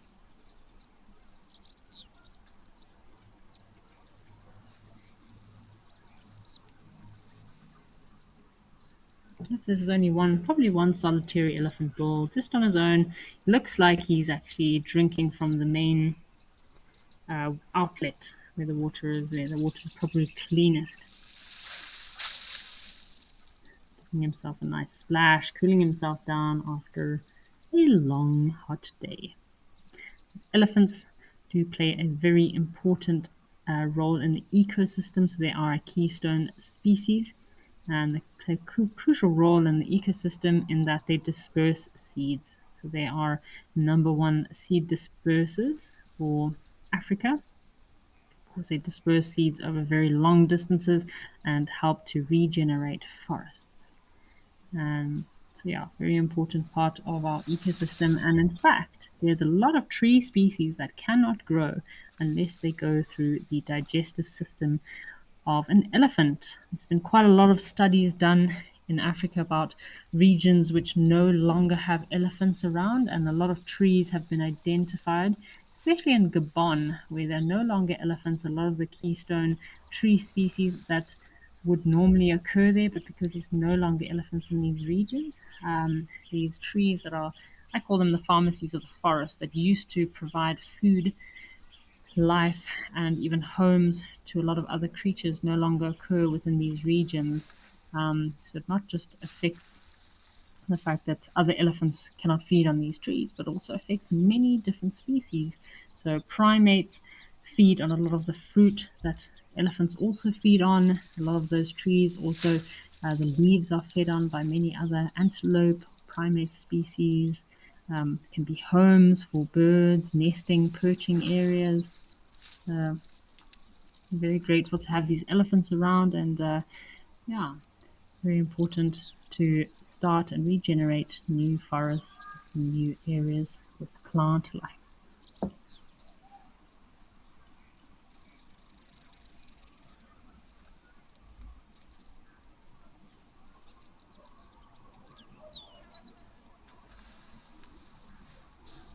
You can see this elephant bull is quite relaxed.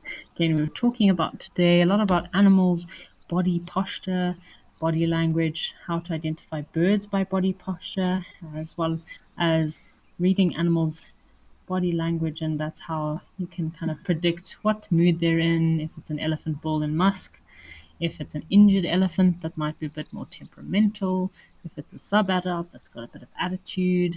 Or if it's an elephant cow that is protecting a young baby. So reading animals' body language is a very important part of guiding so that you don't get yourself into a tricky situation.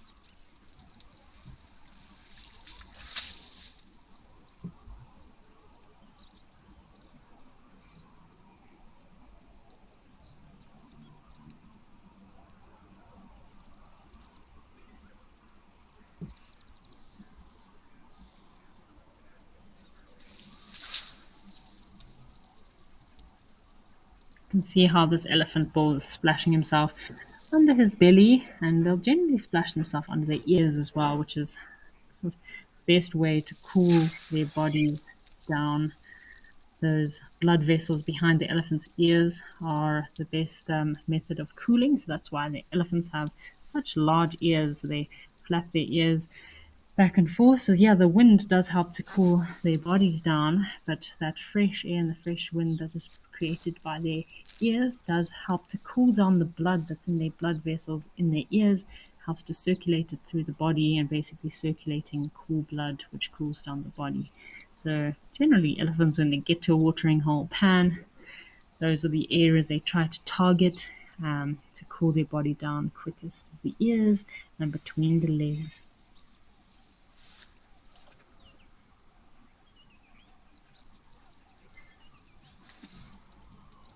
So Karen K, thank you for your question. So yes, this is a solitary elephant bull, and elephants are very social creatures, and they do form lifelong social bonds. But yeah, from time to time, you do get bulls that will roam around by themselves. Of course, you do get bachelor groups as well. But yeah, sometimes when elephant bulls are filled with testosterone, if they're in a bachelor herd, they might be kicked out of the bachelor herd if they are, yeah, picking a fight or, yeah, just causing a bit of mischief and mayhem. And that's when you get these individuals that might be roaming around by themselves. Obviously, dominance within a bachelor herd is very important to uphold and maintain this dominance structure. And if some of the bulls are not happy to abide by those dominance kind of hierarchy, then they might be kicked out of the herd, the bachelor herd, meaning they'll have to roam around on their own. It could also be bulls that are actually in search of fertile females in order to mate so that they can spread their genetics. Yeah. I hope that answers your question, Karen K. Okay, this individual elephant has got quite interesting distinguishing features. So his left ear is quite shredded and looks very battered and broken, so very tatty on the ends.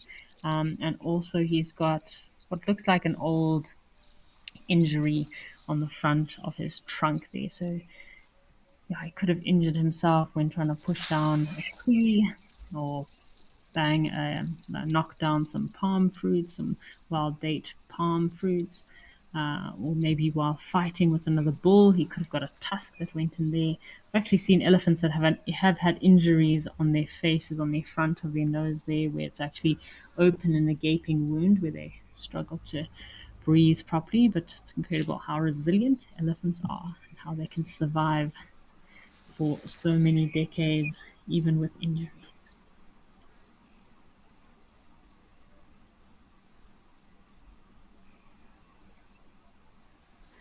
And he's resting his trunk. It's a hard day for a big elephant bull like this, like very hard life.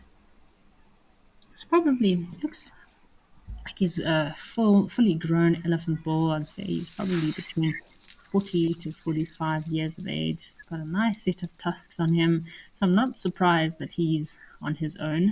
He probably threatens a lot of other elephants, or a lot of other elephants feel very threatened by his presence.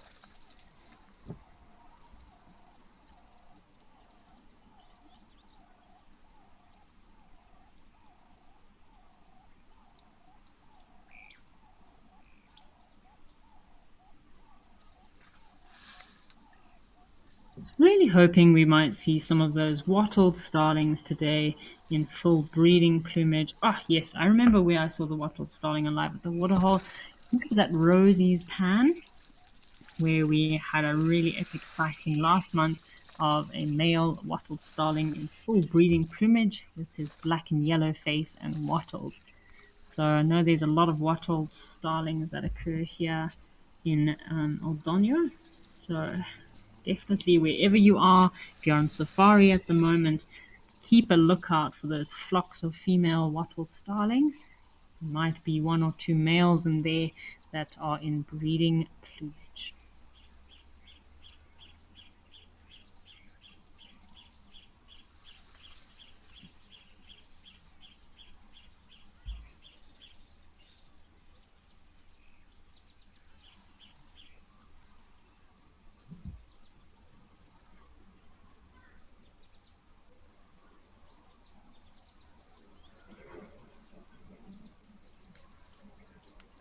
It's quite interesting. Just before we left Hyena Pan, there was a young elephant that was going to a Salt Lake mineral area.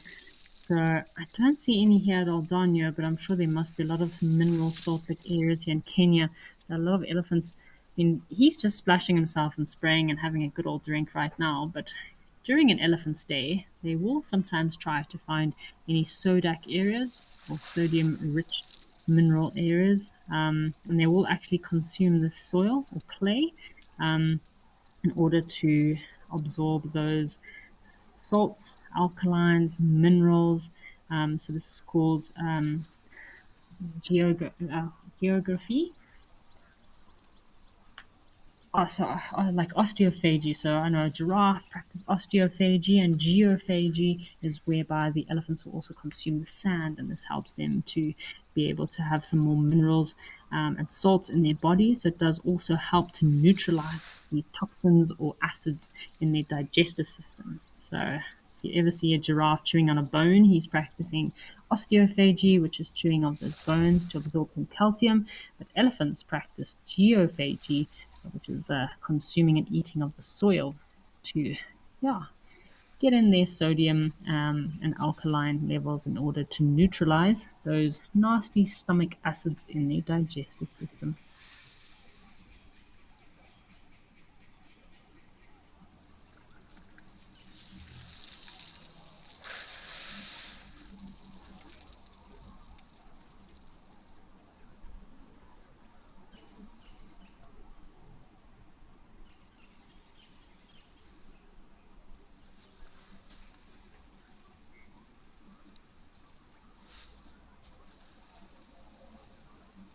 So we've got a pretty cool question that's just come through here about elephant teeth. So Simpiwe Simani, thank you for your question. So a question about can we ask about elephant's teeth and tongue? How many teeth does an elephant have? So it's quite interesting how elephants' teeth works in Simpiwe. So they actually have between 24 to 26 teeth, but they actually work in sets. They generally have six sets of molars that grow from, it almost works like a conveyor belt system. So it comes up, shoots up from the back, and actually slides forward. Once they wear out that set of teeth, they actually fall out the front of the mouth, while the next set of teeth is actually pushing up. So, in very rare cases, elephants do get a seventh set of teeth that does come up. But yeah, it's very rare that they'll get a seventh set of teeth. Generally, they have six sets of teeth. And you can actually use their teeth to age elephants, depending on which set of teeth they're on. So yeah, very interesting to actually, if you see a skull of an elephant while you're on safari, I definitely recommend going and having a look at those teeth. Last year, I actually found while we were on safari a lot of worn out elephant teeth, just in the bush with no skulls. And then obviously we found quite a few skulls too, and we were feeling the teeth, trying to determine what age the teeth could be. And obviously you'll get a few individual elephants that died last year, and we went. So that can also be a cause of death in elephants. As once elephants have worn down their last set of teeth, feeding and eating becomes very, very difficult for these elephants. So then you can kind of get a better idea of if that elephant died from starvation, is if they were on their last set of teeth and it was smooth. And these teeth I found last year were completely smooth, pretty incredible that yeah, elephants' teeth wear out in that manner. So it's best described as like almost like a conveyor belt system. When one set of teeth is coming out, the next set is actually pushing up behind. So yeah, crazy how incredible these creatures are. And that's also where the whole elephant graveyard theory comes from. So it's not that elephants all go to one place to die. It's more that when elephants are on their last set of teeth, they move to very soft vegetated areas like rivers and dams so they can feed on the soft vegetation because they're not able to feed on coarse vegetation. So baby elephants generally will rely on their mother's milk for the first 2 years while they're developing their teeth as well. So baby elephants will only start feeding on their own and become completely weaned at about 2 years old. In that time, their teeth will actually be shooting up and developing their teeth. Oh, we've got some more giraffe that have come to visit too. So I've got 4 giraffe under the tree there still, and then we've got another fifth one. There were a lot of females around here, and of course, the ladies are always followed by a few interested male giraffe. Seem very cautious, very curious, as per usual for giraffe when coming down to feed or have a drink. I did have 5 giraffe earlier that came for a drink. It was lovely.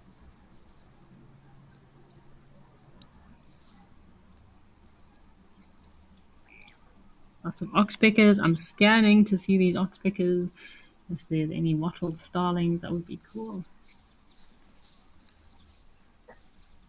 Seems a bit nervous, I must say.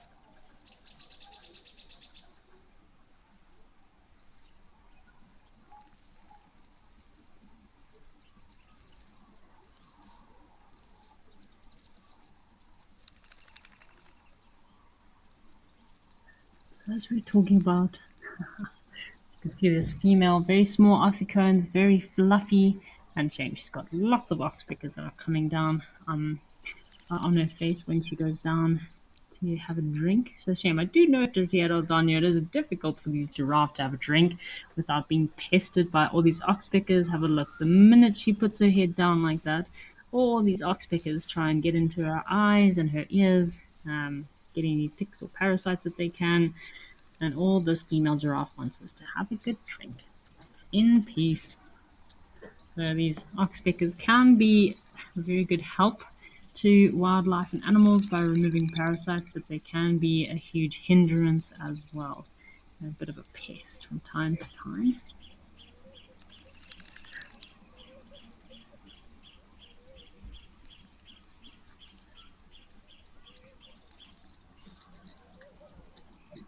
I'm pretty sure within this tower of giraffe, lots of females. I'm sure there's at least one or two that might be an estrus. I'm sure she is probably fertile, ready to procreate, because there was a male that was looking very keen, very interested, giving them a good sniff to see which is going to be the next lucky lady to maybe have a little baby giraffe.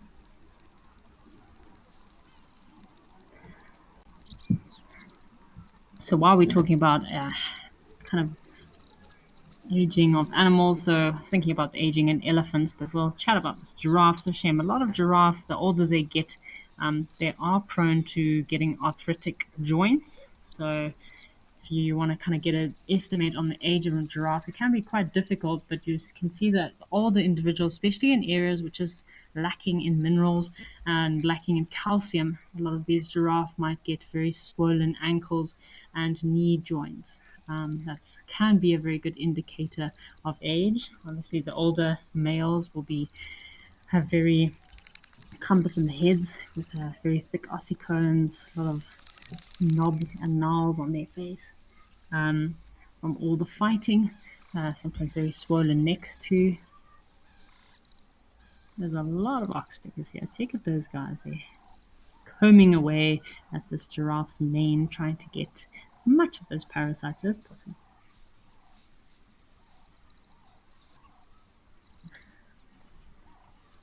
So excellent there. This giraffe is very covered in oxpeckers. These are the red-billed oxpeckers. We get two different oxpecker species in Africa, red-billed and yellow-billed oxpeckers. And yes, she must be quite laden with parasites and ticks this time of year with the thick, long grass. A lot of these large mammals are covered in parasites. But especially in Aldania, I've noticed since I started doing live at the waterhole, I think they just have a very healthy population of oxpeckers as well. Because even in the dry season, there seem to be a lot of oxpeckers here. And the oxpeckers have actually just flown down into the water to also have a little bit of a swim. Oh, delightful.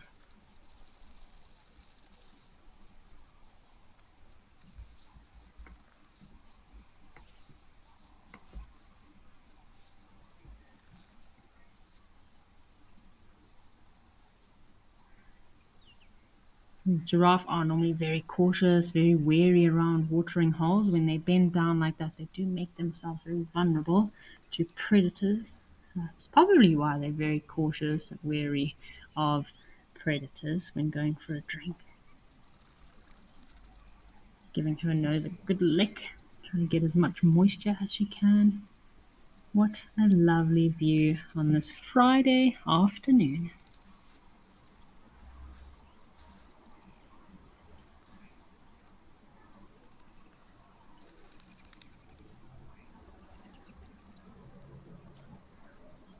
Penelope Kenyon, thank you for your comment. It has been a lovely day joining you today live at the watering hole. And yeah, I hope you also have a very inspiring day and weekend. Wishing you all the best of luck for your weekend ahead. I hope it is sunshine and happy memories ahead on the weekend and at all of our locations. Looks like it's going to be a great weekend. Lots of blue skies and sunshine. So, yeah, just wishing all of our viewers a fabulous weekend. And yeah, I will be seeing you, or here you'll be hearing me next week here live at the waterhole. Yeah, wishing you a lovely weekend.